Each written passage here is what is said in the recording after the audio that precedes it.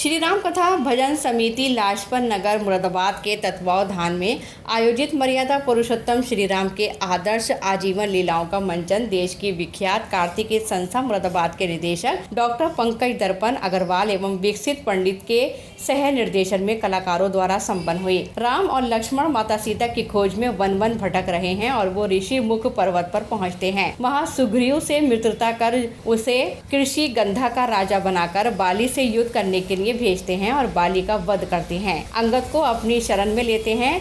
चौमासा बीतने के बाद वानरों की सेना इकट्ठी होकर चारों दिशाओं में माता सीता की खोज में निकल जाती है और एक समूह समुद्र तट पर पहुंचता है और वो समुद्र के पार जाना चाहता है। तभी जामवंत जी हनुमान की शक्ति जागृत करते हैं और समुद्र पार करने को कहते हैं। हनुमान जी समुद्र पार कर लंका पहुंच जाते हैं। वहां माता सीता की खोज करते करते अशोक वाटिका में पहुंचते हैं। वहां माता सीता के दर्शन होते हैं और राम का संदेश देते हैं। फिर हनुमान जी अशोक वाटिका के फलों को खाते हैं। माली आता है, हनुमान जी उसका वध कर देते हैं। ये सूचना रावण के दरबार में पहुंचती है। वहां से उसका पुत्र अक्ष कुमार आता है। हनुमान जी उसका भी वध कर देते हैं। फिर रावण का ज्येष्ठ पुत्र मेघनाद आता है तो वो हनुमान जी को बंदी बना लेता है और प्रस्तुत करता है।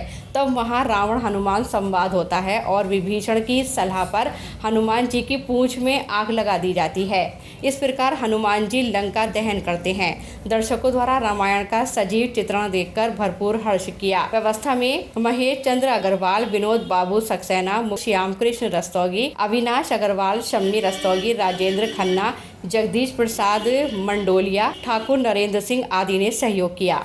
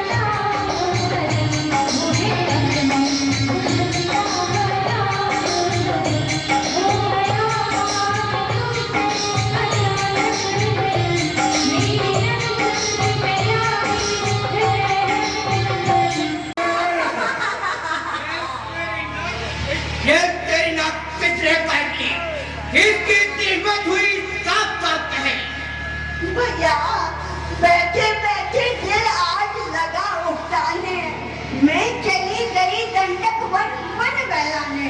कुछ दिनों से आकर भाई पंचवटी पर ठहरे हैं दो राजकुमार मनोहर सुंदर, एक रूपवान गुणवान साथ में है नारी, कहते हैं राम की प्रिय सिया सुकुमारी। जब देखा मेरा रूप चंद्र उजियारा, वो छोटा राजकुमार हुआ मतवाला। उसकी चालों में मैं कैसे आ जाती, क्या खरदूषण के कुल को दाग लगाती। जब चली ना कोई चाल कपट की बाती,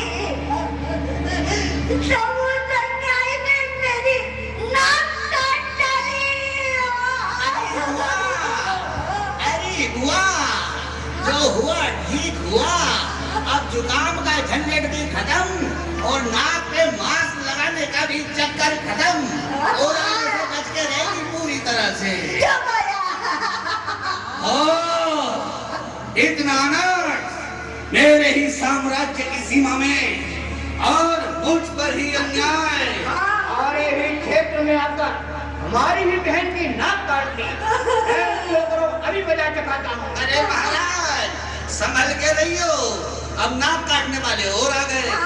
जाओ नीच पापी मृत्यु के ग्रास प्राणी, अच्छा स्वरूप रखा, तुम निश्चिंत रहो, तुम्हारी नाक का बदला उनके खून से लिया जाएगा।